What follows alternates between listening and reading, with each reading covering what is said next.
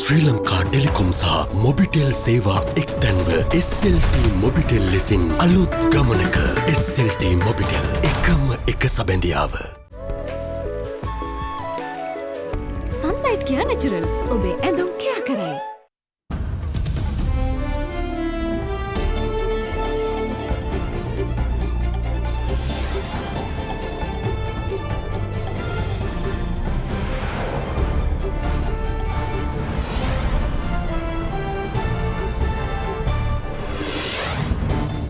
අද 2021 මාර්තු 17 බදාදා සිරස්තල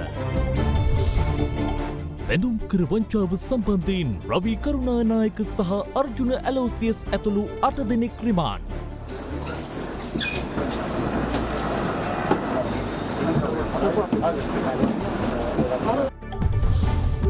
ක්‍රිකට් ලෝක කුසලානය දිනා අදට වසර 25ක් ලෝක ශූරයින්ට සම්මාන.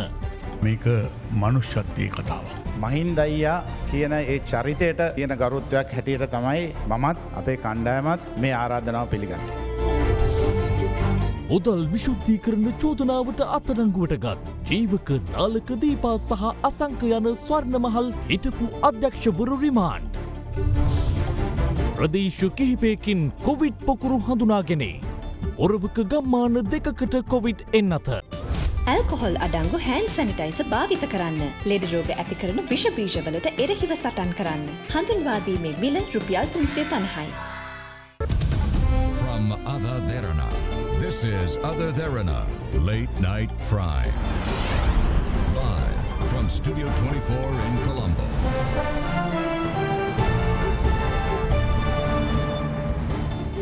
අයිබෝවන් නොබාදත් එක්වන්නේ අද දෙරන රාත්‍රී 10 ප්‍රධාන පුවත් විකාශය සමගින්. 2016 මාර්තු මස පැවති බැඳුම්කර වෙන්දේසියකදී රුපියල් බිලියන 36.98ක් වටිනා බැඳුම්කර සාපරාධී සාවද්‍ය පරිහරණය කළ බවට චෝදනා එල්ල වී සිටින හිටපු මුදල් අමාත්‍ය රවි කරුණානායක ඇතුළු විත්තිකරුවන් 8 දෙනෙකු මේ මාස 23 වනදා දක්වා රක්ෂිත බන්ධනාගාරගත කරන ලෙස අධිකරණය අද නියෝග කළා. ඒ විත්තිකරුවන්ට අදාළ නඩුව කොළඹ ත්‍රිපුද්ගල මහාධිකරණ විනිසුරු මඩුල්ලක් හමුවේ කැඳ වූ අවස්ථාවේදී. The big story. 2016 වසරේ මාර්තු මස 29 වනදා ශ්‍රී ලංකා මහ බැංකුව විසින් සිදු කළ බැඳුම්කර වෙන්දේසියේදී රුපියල් බිලියන 36.89ක් බැඳුම්කර සාපරාධී සාවද්‍ය පරිහරණය කළේ යයි චෝදනා කරමින් හිටපු මුදල් අමාත්‍ය රවි කරුණානායක මහතා ඇතුළු විත්තිකරුවන් 11 දෙනෙකුට එරෙහිව චෝදනා 32ක් යටතේ නීතිපතිවරයා විසින් මේ මාස 12 වනදා මෙම නඩුව ගොනු කළා. එම නඩුව අද පස්වරුවේ කැඳවුණේ දමිත් තොටවත්ත, මංජුල තිලකරත්න සහ මොහමඩ් ඉසඩීන් යන මහත්තුරුන්ගෙන් සමන්විත ත්‍රිපුද්ගල මහාධිකරණ විනිසුරු මඩුල්ල ඉදිරියේදී. හිටපු මුදල් අමාත්‍ය රවි කරුණානායක මහතා හැර මෙම නඩුවේ සෙසු විත්තිකරුවන් ලෙස නම් කර සිටින්නේ පර්පෙචුවල් සමාගමේ හිමිකරුවන් වන ජෙෆ්රි ඇලෝසියස් සහ අර්ජුන ඇලෝසියස්, හිටපු මහබැංකු අධිපති අර්ජුන් මහේන්ද්‍රන්, පර්පෙචුවල් සමාගමේ ප්‍රධාන විධායක නිලධාරී කසුන් පලිස්සේන, අදාළ සමාගමේ අධ්‍යක්ෂවරුන් ලෙස කටයුතු කළ චිත්තරංජන් හුළුගල්ල, මුතුරාජා සුරේන්ද්‍රන් සහ ශ්‍රී ලංකා මහබැංකුවේ නිලධාරීන් වන එස් පදුමනාභන්, ඉන්දික සමන්කුමාර සහ අජාන් ගාර්දිය පුංචි හේවා යන අයයි. නඩුව කැඳවනු ලැබූ අවස්ථාවේදී එහි තුන්වන විත්තිකරු වශයෙන් නම් කර සිටින හිටපු මහබැංකු අධිපති අර්ජුන් මහේන්ද්‍රන් සහ නඩුවේ නවවන විත්තිකරු ලෙස නම් කර සිටින අජාන් ගාර්දිය පුංචි හේවා යන අය අධිකරණය හමුවේ පෙනී සිටියේ නැහැ. අපරාධ පරීක්ෂණ දෙපාර්තමේන්තුව අධිකරණයට වාර්තා කර තිබුණේ එම විත්තිකරුවන් දෙදෙනාම විදේශගතව සිටින අතර ඔවුන්ට සිතාසි බාර දීමට නොහැකි වූ බවයි. ඉන් අනතුරුව අධිකරණය හමුවේ පෙනී සිටි සෙසු විත්තිකරුවන්ට චෝදනා පත්‍ර බාර දීම සිදු කෙරුණා. මෙහිදී නීතිපතිවරයා වෙනුවෙන් පෙනී සිටි නියෝජ්‍ය සොලිසිටර් ජෙනරාල් හරිප්‍රියා ජයසුන්දර මහත්මිය අධිකරණය හමුවේ කරුණු දක්වමින් අපරාධ නඩු විධාන සංග්‍රහයේ 456 වගන්තිය යටතේ මෙවැනි නඩුවකදී විත්තිකරුවන්ට ඇප ලබා දීම සඳහා නීතිපතිවරයාගේ අනුමැතිය අවශ්‍ය බව සඳහන් කළා. මෙම නඩුවට පාදක වන අපරාධය තුළින් මෙරට ජාතික ආර්ථිකයට මෙන්ම සාමාන්‍ය ජන ජීවිතයට දැඩි අගතියක් සිදු වූ බව පෙන්වා දුන් නියෝජ්‍ය සොලිසිටර් ජෙනරාල්වරිය මෙම නඩුවේ දෙවන විත්තිකරු මෙම අපරාධය සිදුවන සමයේ මුදල් අමාත්‍යවරයා බවත් තුන්වන විත්තිකාර අර්ජුන් මහේන්ද්‍රන් මහබැංකු අධිපතිවරයා වශයෙන් කටයුතු කළ බවත් පැවසුවා. මෙම විත්තිකරුවන්ට එරෙහිව චෝදනා එල්ල කර තිබෙන්නේ පොදු දේපළ පනත යටතේ හේයින් සුවිශේෂී කරුණු නොමැතිව ඔවුන්ට ඇප ප්‍රදානය කිරීමට අධිකරණයට හැකියාවක් නොමැති බවද මෙහිදී නියෝජ්‍ය සොලිසිටර් ජෙනරාල්වරිය පෙන්වා දුන්නා. මේ හේතුවෙන් විශාල මහජන කැළඹීම හටගත් බව පෙන්වා දුන් නියෝජ්‍ය සොලිසිටර් ජෙනරාල්වරිය එම මහජන කැළඹීම වර්තමානයේදීත් පවතින බවත් මෙම අපරාධයට සම්බන්ධ වූවන්ට දඩුවම් දෙන ලෙස මහජනයා දිගින් දිගටම ඉල්ලීම් කරමින් සිටින බවත් පෙන්වා දුන්නා. මෙවැනි සියලු හේතුන් මත මෙම සැකකරුවන් අපමත මුදහැරීම සම්බන්ධයෙන් නීතිපතිවරයා සිය අනුමැතිය පළ නොකරන බවද නියෝජ්‍ය සොලිසිටර් ජෙනරාල්වරිය අවසන් වශයෙන් අධිකරණය හමුවේ සඳහන් කර සිටියා. මෙහිදී විත්තිකාර හිටපු මුදල් අමාත්‍ය රවී කරුණානායක මහතා වෙනුවෙන් පෙනී සිටි ජනාධිපති නීතිඥ ශවීන්ද්‍ර ප්‍රනාන්දු මහතා තම සේවාදායකයා කිසිදු අවස්ථාවක අධිකරණය මගහැර පලා ගොස් සිටි පුද්ගලයෙකු නොවන බව ප්‍රකාශ කළා. වර්තමානයේ පුද්ගලයින් අත්අඩංගුවට ගැනීම නීතිපතිවරයාගේ විනෝදාංශයේ බවට පත්වී ඇති බව පෙනී යන්නේ යයි සඳහන් කළ ජනාධිපති නීතිඥ ශවීන්ද්‍ර ප්‍රනාන්දු මහතා තම සේවාදායකයා රක්ෂිත බන්ධනාගාරගත කිරීමට තරම් කිසිදු සාධාරණ හේතුවක් නොමැති හේයින් ඔහු අපමත මුදාහරින ලෙස ඉල්ලා සිටියා.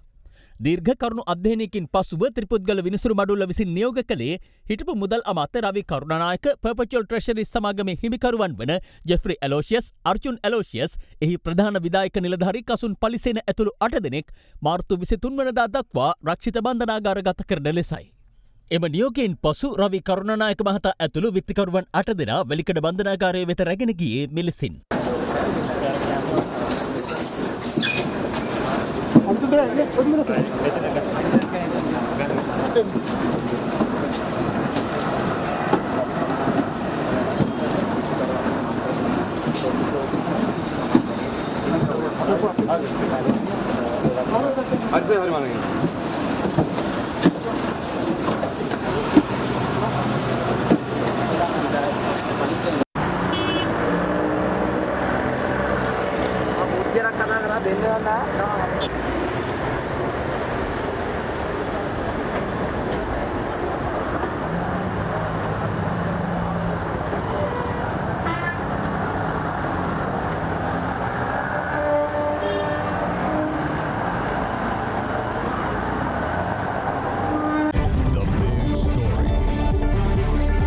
බැංකු පොලිය අඩුම වෙලාවේ ලක්ෂ 5ක් ගෙවා වෙන් කරගන්න. Mulberry residence. වේගයෙන්ම ක්ලේම්ස් ගෙවන ලංකාවේ හොඳම සෞඛ්‍ය රක්ෂණය සොෆ්ලොජික් ලයිෆ්.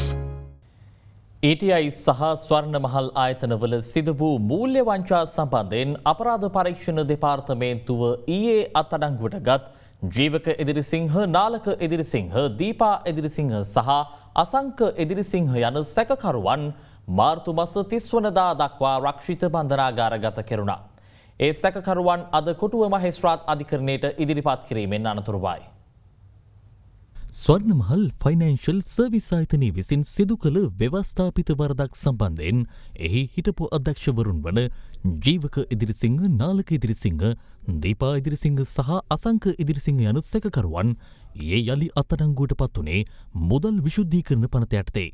අපරාධ පරීක්ෂණ දෙපාර්තමේන්තු මූලස්ථානයේදී සැකකරුවන්ගෙන් කළ ප්‍රශ්න කිරීම් වලින් පසු අද පස්වරු 3:45ට පමණ ඔවුන් සිව් දෙනා කොටුව මහේස්ත්‍රාත් අධිකරණයේ වෙත ඉදිරිපත් කෙරුණා. එහිදී නීතිපතිවරයා වෙනුවෙන් සහ අපරාධ පරීක්ෂණ දෙපාර්තමේන්තුව වෙනුවෙන් පෙනී සිටි ජ්‍යෙෂ්ඨ නියෝජ්‍ය සොලිසිටර් ජෙනරාල් හරිප්‍රියා ජයසුන්දර මහත්මිය බී වාර්තාවක් අධිකරණයට ඉදිරිපත් කරමින් කියා සිටියේ ස්වර්ණමහල් ජුවලර්ස් ලිමිටඩ් ආයතනය තුළ සිදුව ඇති ව්‍යවස්ථාපිත වැරදි සහ මූල්‍ය වංචාවන් සම්බන්ධයෙන් මෙම සැකකරුවන් අත්අඩංගුවට ගත් බවයි.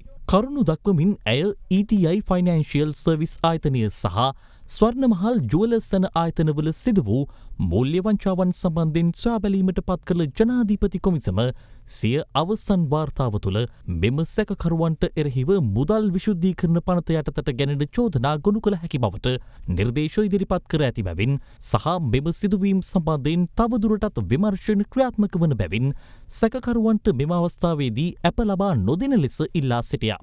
පසුව සැකකරුවන් වෙනුවෙන් පෙනී සිටි ජනාධීපති නීතිඥ අනුජ ප්‍රේමරත්න මහතා ඇප අයදුමක් සිදු කළ අතර අදාළ ඇප අයදුම සම්බන්ධයෙන් වූ නියෝගය මාර්තු මස 30 වන දින ප්‍රකාශයට පත් කරන බව දැනුම් දුන් කොටුව මහේස්ත්‍රාත් ප්‍රියන්ත ලියනගේ මහතා එදිනතෙක් සැකකරුවන් රක්ෂිත බන්ධනාගාරගත කිරීමට නියෝග කළා.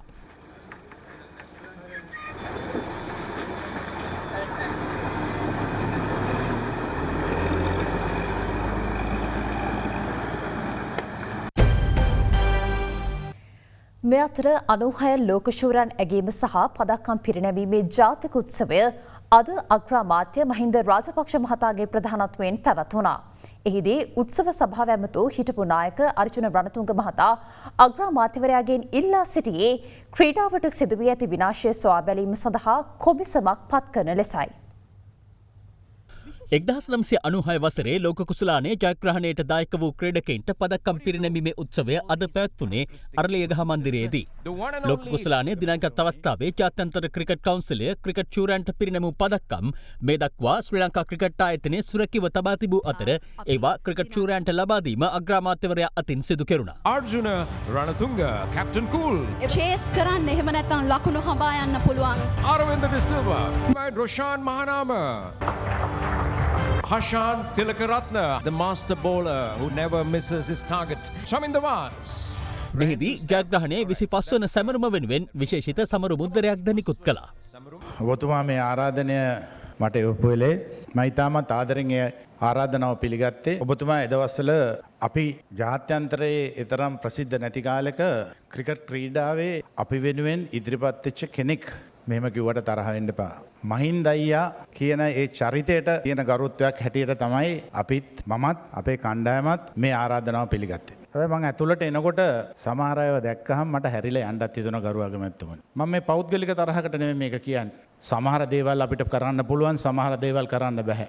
කරන්න බැරි වෙනකොට දැනගන්න ඕනේ පැත්තකට වෙලා කරන්න පුළුවන් අයට ඒක බාර දෙන්න. ඔබතුමාට මම ඉල්ලීමක් කරනවා. පුළුවන් නම් හරි කොමිසමක් පත් කරලා පහුගිය කාලේ මේ ක්‍රීඩාවට වෙච්ච විනාශේ හොයලා බලන්න. නවත්තලා දෙන්න. අපි පිටරට ඉන්න කුණු ගොඩවල් මෙහෙට ගෙනල්ලා විශාල මුදලක් දීලා ඒ මිනිස්සු ඒගොල්ලන්ගේ CV එකේ ඒක ගහගෙන යනවා. අපේ දක්ෂ පුහුණු කරු ඕන තරම් ඉන්නවා. අපිට පස්සේ ක්‍රීඩා කරපු අය ඉන්නවා. මං හිතන්නේ මේ ලෝකේ පිටුකරුවන් උගන්වන්න අපේ තරම් හොඳ පිටිකරුව කොහොමවත් නැහැ. පරිපාලනය කරන්න ඕන. හොඳ අය ඉන්නවා. පන්දු අය ඕන තරම් හොඳ අය ඉන්නවා. හැබැයි අපි කුණු ගොඩවල් පිටරටින් ගෙනල්ලා ඒගොල්ලන්ට විදේශ මොන විනිමය මේ රටෙන් අරන් යන්න දීලා මේ ක්‍රීඩකයන්ට සලකන හැටි ගැන මං හිතනවා හොයලා බලන්න කියලා. තාම අපි බිම ඇනිලා නැහැ. තාම වැටිලා විතරයි තියෙන්නේ. හැබැයි මේ යන ක්‍රමයට ගියොත් කවදාවත් ක්‍රිකට් මීට වඩා නරක තත්වයකට එනවා මිස හොඳ තත්වයකට එන්නේ නැහැ කියන එක මම තාමත් වගකීමකින් ඔබ සියලු දෙනාටම ප්‍රකාශ කරනවා. එදා පිට්ටනිය සෙල්ලම් කළේ නිකම්ම ක්‍රිකට් ක්‍රීඩකයෝ නෙවෙයි.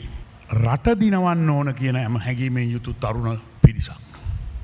96 ලෝක කුසලාන තරඟාවලියේ ශ්‍රී ලංකා ඉන්දියා අවසන් පූර්ව වටේ තරඟය පැවැත්වුණේ ඉන්දියාවේ ක්‍රීඩාංගණයක.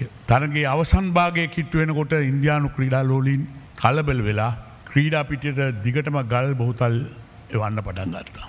ඒ වෙලාවේ ක්‍රීඩා පිටියේ හතරේ සීමාව ආසන්නයේ පන්දු රකිමින් සිටියේ මට මතක වෙන්නේ කණ්ඩායමේ උපනායක අරවින්ද සිල්වා. අපේ අතිරේක ක්‍රීඩකයෙක් හැටියට හිටපු උපුල් චන්දන. ගිහිල්ලා හතරේ සීමාවේ හිටපු අරවින්දට කිව්වලු අරවින්ද ඇතුළට යන්න මම හතරේ සීමාවේ සෙල්ලම් කරන්නම්. ගල්වැලි බෝතල් වැදුණොත් අවසන් තරගය සෙල්ලම් කරන්න ඔයාට බැරි වෙනවා කියලා. තමන්ගේ ජීවිතය කැප කරන තරම් රට ගැන විශාල හැඟීමක් ඒ වෙලාවේ කණ්ඩායමට තිබුණු බව මම කියන්න ඕන. ඒ නිසා මේක මනුෂ්‍යත්වයේ කතාවක් කිව්වොත් නිවැරදි. මට මතකයි ලෝක කුසලානයේ දිනාගෙන මේ කණ්ඩායම ලංකාවට ආව දවස. එදා තිබුණේ චන්ද්‍රිකා බණ්ඩාරනායක කුමාරතුංග මැතිණිය ජනාධිපති ධුරය දැරූ අපේ ආණ්ඩුවක්. අර්ජුනගේ පියා ඒ ආණ්ඩුවේ ඇමතිවරයෙක් හැටියට හිටියා. මුත් අර්ජුන රණතුංග ලෝක කුසලානයේ අරගෙන ගියේ LTT මරාගෙන මැරෙන ත්‍රස්තවාදී ප්‍රහාරයකින් අභාව ප්‍රාප්ත වුණු ගාමිණී දිසානායක මහත්තයාගේ ගෙදරට කියලා මට මතකයි. එහෙම යන්න හේතු වුණේ ලෝක කුසලානයේ දිනාගන්න ගාමිණී දිසානායක මහතාගේ පාලන කාලේ දාපු පදනමට ගෞරවයක් වශයෙන් කියලා මම විශ්වාස කරා. ඒ නිසා අද අපි මේ සමරන්නේ එක පැත්තකින් මනුෂ්‍යත්වයේ කතාවක්. අද අපිට ක්‍රිකට් ක්‍රීඩාව ගොඩනගා ගන්න හොඳම පාඩමකට තියෙන්නේ ඒ අතීතයයි. ඒ නිසා අපි අතීතයෙන් පාඩම් ඉගෙනගෙන ඉදිරියට යමු. ත්‍රිකුණාමලය කටුනායක බදුල්ල හා මොරවක යන ප්‍රදේශවල කොවිඩ් පොකුරු කිහිපයක් හඳුනාගෙන ඇතැයි එම ප්‍රදේශවල සෞඛ්‍යාංශ අනාවරණය කරනවා. මේ අතර අද තවත් කොවිඩ් ආසාදිතයන් 322 දෙනෙකු අලුතින් හඳුනාගත් බව යුද හමුදාපති ජෙනරාල් ශවෙන්ද්‍ර සිල්වා මහතා පවසනවා. එමෙන්ම තවත් කොවිඩ් ආසාදිත මරණ 3ක් අද පස්වරුවේ වාර්තා වීමත් සමග මෙරට සමස්ත කොවිඩ් මරණ ගණන 537ක් තෙක් ඉහළ ගියා.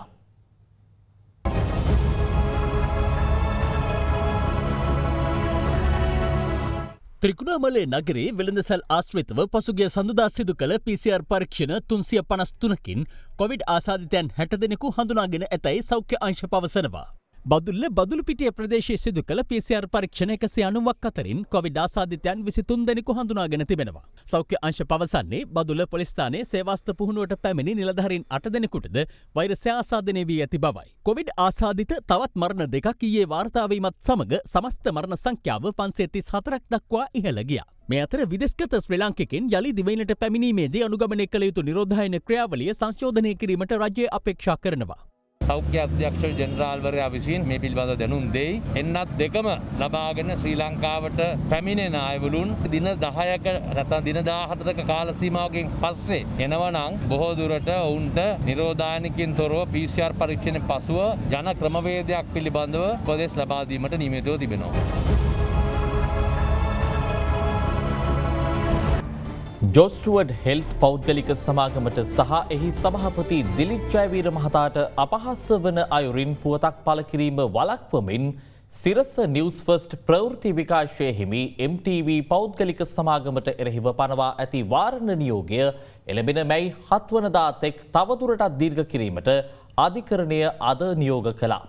ඒ අදාළ නඩුව කොළඹ දිසා අධිකරණයේ කැඳ වූ අවස්ථාවේදී දැන් පුවත් කිහිපයක්.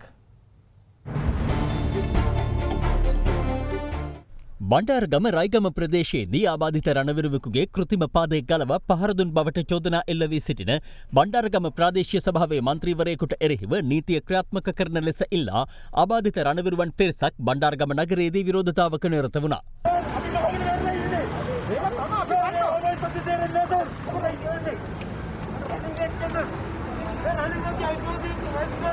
සිද්ධිය සම්බන්ධයෙන් අද පෙරවරුවේ පොලිසියට භාර වූ සැකකාර මන්ත්‍රීවරයා පානදුර මහිස්ත්‍රාත් අධිකරණයට ඉදිරිපත් කිරීමෙන් පසු දින 14ක් සඳහා රක්ෂිත බන්ධනාගාරගත කෙරුණා.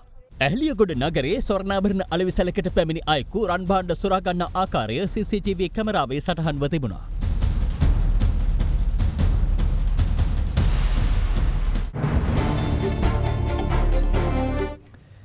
ඒත් සමගින් අද දින රාත්‍රී 10 පුවත් විකාශය මින් නිමාවට පත්වෙනවා. සුබ රාත්‍රියක්.